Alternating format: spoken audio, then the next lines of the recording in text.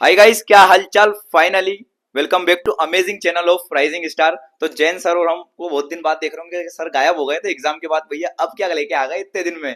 तो भैया तुम लोगों के लिए जो भी सबसे पहले हमने देखो पहली साइड पे लगाया उज्जैन आर यू रेडी, मतलब ये ऑफिशियली उज्जैन वालों के लिए। अब ऑनलाइन वाले सोच रहे होंगे भैया हमारे लिए तो कुछ है ही नहीं ऐसा इसमें। तो ये उज्जैन वालों के लिए बैच है ऑफलाइन के लिए। इसके बाद हम हमारी जो ऑनलाइन बैच होती है उसका भी अनाउंसमेंट करने वाले हैं, उसके लिए भी एक हम लॉन्च करने वाले हैं चीजों के लिए। ठीक है ना। उसका भी एक जो आरंभ आती है ना, आरंभ बैच तुम्हारे सीनियर से पूछ लेना, पता चल जाएगा। 10th और 12th के लिए आरंभ बैच हर साल आती है, तो उसमें हम तुमको सब कुछ बताएंगे। वो भी बहुत जल्दी अनाउंसमेंट कर देंगे, बट स्पेशल अभी ये ऑफलाइन वालों के लिए जो भी उज्जैन से बिलोंग करता है या आसपास से बिलोंग करता है, तो प्लीज इस वीडियो को जरूर देखना। और जो बाहर वाले वो भी देखो, क्योंकि पहले से हमारे लेक्चर तो डले हुए हैं यूट्यूब पर। ठीक है ना। तो चलिए स्टार्ट करें सर। हाँ चलो भैया। ठीक तो है। सबसे तो पहले तो इनको हाँ बिल्कुल। देखो बेटा, जो भी ऑनलाइन और ऑफलाइन दोनों के लिए प्लानिंग है हमारे पास में 2026 का ये जो सेशन आने वाला है ना, 27 में आप लोग एग्जाम दोगे उसके लिए। ठीक है। तो पहले अपन ऑनलाइन की भी बात कर लेते हैं। ऑनलाइन वालों को नहीं छोड़ेंगे भैया, टेंशन मत लो। ठीक है। अप्रैल से आपके लिए जो ऑनलाइन के बच्चे हैं, है ना, यूट्यूब पर उनके लिए चीजें आने लग जाएगी। ठीक है।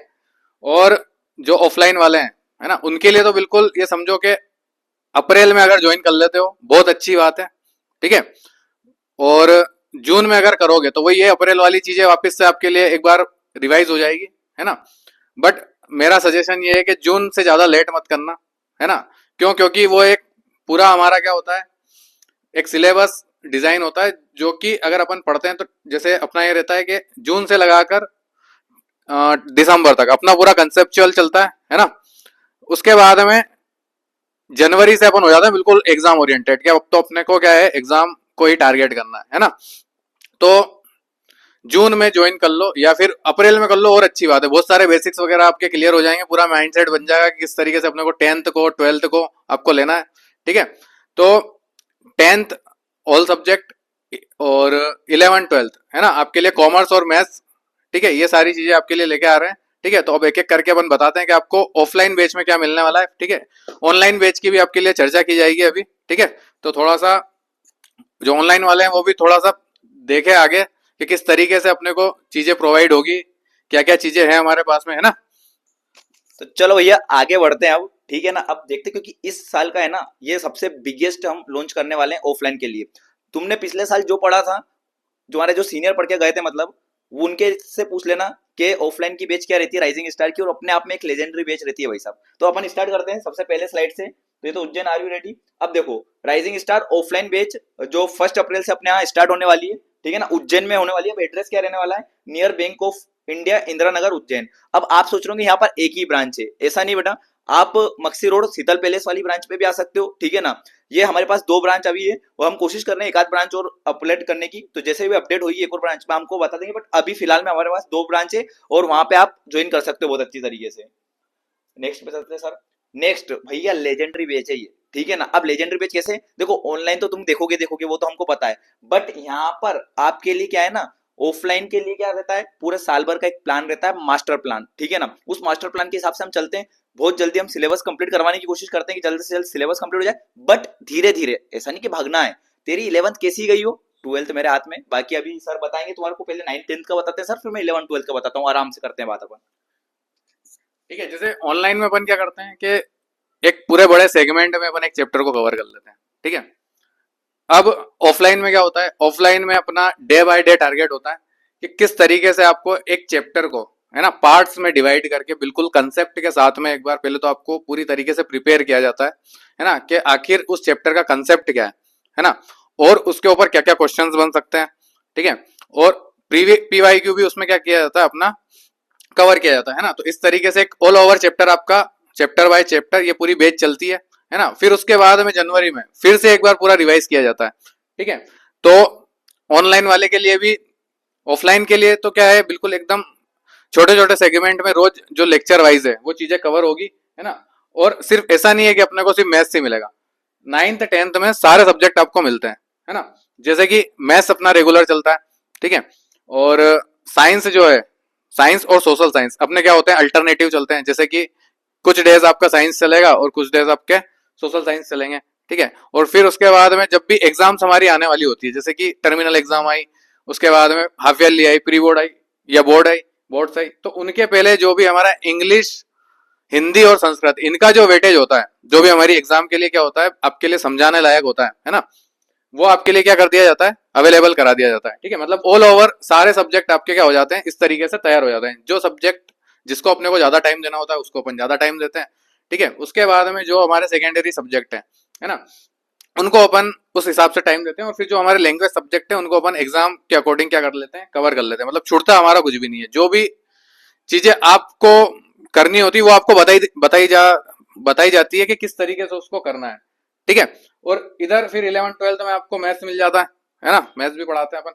और जो बच्चे अभी पढ़े हुए हैं है ना 10th वाले, उनसे एक बार पूछ लो, रिव्यू वगैरह ले लो अंतिम प्रहार का, है ना। वो अंतिम प्रहार क्या होता है, अंतिम प्रहार होता है एग्जाम टाइम का सरप्राइज। ठीक है, ठीक है बेटा, तो तुमको पता चल गया होगा, अभी जैन सर ने बता दिया होगा 9th 10th के लिए। अब भैया मेरी जो कॉमर्स गैंग है ना, वो आ जाओ तो थोड़ा सा अपन बात कर लेते हैं आराम से, ठीक है ना। कॉमर्स गैंग के लिए इस बार क्या सरप्राइजेस रहने वाले और किस तरीके से अपन कवर करने वाले बेटा, ठीक है ना। देखो 9th 10th का सर बता के चल गए, तो स्पेशली और 11th 12th में सर ही मैथ्स पढ़ाएंगे तुम्हें। और मैथ्स का अभी तुम चलो हम नहीं बोलेंगे, रिजल्ट बोलेगा अभी हमारा थोड़े दिन बाद, अगले महीने रिजल्ट बताएंगे तुम्हें। और इससे पहले तुम जाके देख सकते हो पिछले साल के भी रिजल्ट, जो अभी मैं बताने वाला हूँ तुम्हें यहाँ पर, ठीक है ना। तो अब अपन बात करते हैं 11th 12th की। 10th के बाद अगर तूने सोचा बेटा कॉमर्स लेने का, तो बिल्कुल आ जाओ बेटा। 1 अप्रैल को अपन ओरिएंटेशन रखने वाले 11th वालों के लिए कि कॉमर्स में होता क्या है, क्योंकि पहली बार अकाउंट पढ़ोगे, पहली बार बिजनेस पढ़ोगे, पहली बार आईपी से इंट्रोड्यूस करोगे। हाँ आईपी शायद पहली बार पढ़ा होगा, पहले पढ़ रखा होगा सॉरी, बट अकाउंट और बीएसटी तुमने अभी तक नहीं देखा है। बिल्कुल नया सब्जेक्ट है, जैसे नर्सरी में बच्चा आता है ना एबीसीडी सीखना, वैसे ही बिल्कुल अपन प्यार से करेंगे उस चीज को और मजा आ जाएगा तुम्हें, इस बात की गारंटी मैं देता हूँ, ठीक है ना। तुम पिछले साल वाले बच्चों से पूछ सकते हो, इसमें कोई शक नहीं है। 12th वाले भैया, 11th कैसी गई हो बेटा तेरी, 12th में हम दोनों फोड़ने वाले हैं मिलकर, ठीक है ना। 1 अप्रैल से क्लासेस स्टार्ट हो रही है, फ्री डेमो क्लासेस ही रहेगी तुम्हारी 3 से 4 दिन तक। तो उज्जैन के जितने भी बच्चे हैं, आसपास के बच्चे अवेलेबल हो सकते हैं, आ सकते हो तो बिल्कुल आओ, क्योंकि 11th का अकाउंटेंसी शायद 11th में इतना अकाउंट था, तो 12th में थोड़ा इतना अकाउंट है, तो उसको करने में भी टाइम लगता है। तो हम कॉन्सेप्ट वाइज धीरे धीरे क्लियरिटी से पढ़ेंगे और अकाउंट में मजा आ जाएगा भाई, मैं तो उसको गारंटी दे रहा हूँ। अकाउंट का तो पिछले बार बच्चों का रिव्यू देख सकते हो तुम, ब्रह्मास्त्र का। ब्रह्मास्त्र जैसे कि सर का अंतिम प्रहार आता है, जैसे अपना ब्रह्मास्त्र है भाई, तो ये ब्रह्मास्त्र आखिरी में आएगा, ठीक है ना। इसको अपन करेंगे, ये एग्जाम टाइम की चीजें, बट अभी पूरा साल भर रहेगा, तो अपने को कॉन्सेप्ट क्लियर करके चलना है। पेपर कितना ही टफ हो जाए अपने को इजी लगेगा अगर अपने सारे कॉन्सेप्ट क्लियर रहेंगे तो, पहली बात, ठीक है ना। तो 11th वालों के लिए और 12th वालों के लिए, दोनों के लिए कॉमर्स में ही करवा रहा हूँ, 3 ही सब्जेक्ट मेरे पास ही रहेंगे, ठीक है ना। इकोनॉमिक्स की फैकल्टी हम अरेंज करेंगे बिल्कुल। तो ये कुछ आपके लिए, और आपके 12th के बाद भी कुछ सरप्राइजेस मैं प्लान कर रहा हूँ, वो आपको बहुत जल्दी पता चलेंगे, बट अभी तो 11th 12th वालों के लिए स्पेशल है। तो 11th 12th के भी बैच हम कंडक्ट करवाने वाले हैं, ठीक है। चलो अपन आगे बोलते हैं। अब भैया क्यों राइजिंग स्टार ज्वाइन करें, ये भी है, तो अपन अभी जैन सर को बुला लेते हैं, अपन करते हैं अपन बात अजय सर। अब देखिए आप आगे, ठीक है भैया। अब तुमको बता देते हैं वाई चूज राइजिंग स्टार, मतलब आपको क्यों राइजिंग स्टार ज्वाइन करना चाहिए, सबसे मेन चीज वो है, ठीक है ना। तो सबसे पहले तो एक्सपर्ट फैकल्टी मिलेगी आपको, ठीक है ना। अब एक्सपर्ट फैकल्टी में आप पहले भी पूछ सकते हो भैया, जो हमारे स्टूडेंट निकले हैं, मतलब जो पुराने स्टूडेंट है उनसे, फिर कॉन्सेप्चुअल क्लियरिटी रहेगी आपको, ठीक है ना। हर सब्जेक्ट को कॉन्सेप्ट और डीपली पढ़ाया जाएगा। बाकी जैन सर भी और बता रहे हैं तुमको क्या क्या चीजें रहेगी अपने, ठीक है। तो ऐसा अगर लग रहा है कि बत्तीबाजी कर रहे हो मास्टर बना के ऑनलाइन तो जो बच्चे एंड टाइम पे भी पढ़ के गए हैं ना मैथ्स और अकाउंट, है ना, क्योंकि उस टाइम पे है ना ज्यादा अपने पास में टाइम वाइम होता नहीं है, देखो चीजें वीजें भी सारी तैयार करके आपको लानी पड़ती है ना। तो जो भी ब्रह्मास्त्र और अंतिम प्रहार लास्ट के मैथ्स और अकाउंट के देख के गए है ना, उनसे भी आप पूछ सकते हो कि एक्सपर्ट फैकल्टी का मतलब क्या होता है ना। जिन बच्चों ने आखिरी में एग्जाम टाइम पे भी हमको क्या करा था, ज्वाइन करा था, उनको भी बहुत ज्यादा हेल्प हो गई थी, ठीक है। जो बच्चे जिनके चांसेस नहीं थे कि यार हम तो निपट ही जाएंगे, चले ही जाएंगे, वो बच्चे भी बिल्कुल ये समझो कि अच्छी स्थिति में आ गए। तो इसका मतलब ये नहीं कह रहा हूँ कि अपने को साल भर नहीं पढ़ना और एंड टाइम पे उठ के आना है ना। मैं सलाह देता हूँ आपको बिल्कुल एकदम अभी से ज्वाइन कर लो अप्रैल से, ठीक है।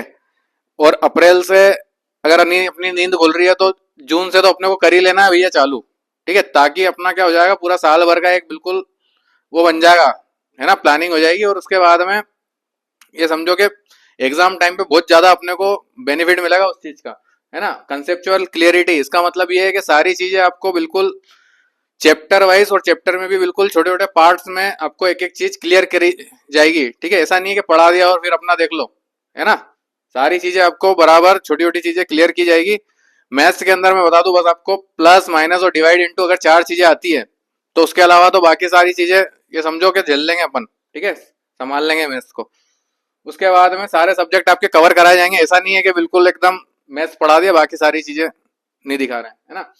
तो जिस सब्जेक्ट को जितना टाइम देना चाहिए उस तरीके से आपको बिल्कुल तैयार कराया जाएगा। मैथ्स आपके लिए रेगुलर रहेगा, है ना। साइंस और सोशल साइंस, साइंस का वेटेज मतलब साइंस का जो टाइमिंग पीरियड है वो और ज्यादा रहता है, ठीक है। फिर उसके बाद में सोशल साइंस आपका अल्टरनेटिव देखा जाता है ना, उसको भी कवर कराया जाता है एग्जाम के अकॉर्डिंग। ऐसा नहीं कि समझा दिया फिर, है ना, अपने हिसाब से देखना, पूरा गाइडेंस दिया जाता है। सोशल साइंस में थोड़ा सा बच्चों को ज्यादा प्रॉब्लम्स वगैरह आती है, ठीक है। उसके बाद में स्मार्ट नोट्स, नोट्स आपको अवेलेबल कराए जाते हैं, ठीक है। उसके बाद में वीकली मॉक टेस्ट, है ना, चैप्टर वाइज, है ना, सेक्टर वाइज, सारे जो टेस्ट हैं आपके जिस तरीके से भी होने चाहिए वो सारे होते हैं हमारे यहाँ पे। उसके बाद में अफोर्डेबल फी स्ट्रक्चर, है ना, मार्केट में आप पता कर सकते हो बिल्कुल हाँ। तरीके से, है ना, कि जो चीजें आपको प्रोवाइड कराई जा रही है ना, उसके कंपैरिजन में, है ना, बाकी जगह पे जो भी फीस है अपनी अपने यहाँ पे अफोर्डेबल है। इसका मतलब ये है कि ऐसा नहीं है यार कि फीस की वजह से अपने यहाँ से कोई बच्चा छोड़ के जाएगा, नहीं यार कि अपने पास में फीस सर की ज्यादा है तो अपन यहाँ पे नहीं पढ़ सकते, है ना। वो उस चीज को ध्यान में रख के फीस अपन ने क्या रखी है, बिल्कुल अफोर्डेबल रखी है। कॉलेज विजिटिंग, ठीक है, जो 12th वाले बच्चे उसके बाद में कॉलेज जाते हैं, है ना, तो उनको कॉलेज में ले जाके क्या क्या स्ट्रीम हो सकती है, आगे क्या क्या उनके लिए फ्यूचर के लिए चीजें हो सकती है, वो सारी चीजें अपन डिस्कस करते हैं और आगे शुभम सर आपको बताएंगे। ठीक है बेटा, जैसे कि सर ने बताया ऑल सब्जेक्ट कवर में आपको पता चल ही गया है। मैं कॉमर्स पढ़ाऊंगा तो आपको मैंने पहले बता ही दिया था, कॉमर्स में हम सारे सब्जेक्ट कवर करने वाले जो मेन मेन स्ट्रीम्स रहती है। अफोर्डेबल फीस स्ट्रक्चर हमने इसलिए बताया गया बेटा कि बहुत सारे बच्चे हमने मतलब इतने 2-3 साल हो गए पढ़ाते पढ़ाते, बहुत सारे बच्चों को फीस का इशू होता है, इसलिए बहुत ही अफोर्डेबल रखी जाती है। आप कंपेरिजन कर सकते हो बाकी इंस्टीट्यूट से और अपना, हाँ का एक इंस्टीट्यूट नहीं बोलूंगा, ये अपनी फैमिली है तो उसके हिसाब से हमने रखा है। और कॉलेज विजिटिंग हम आपको करवाते हैं, अब आगे देखते हैं अपन क्या करवाते हैं।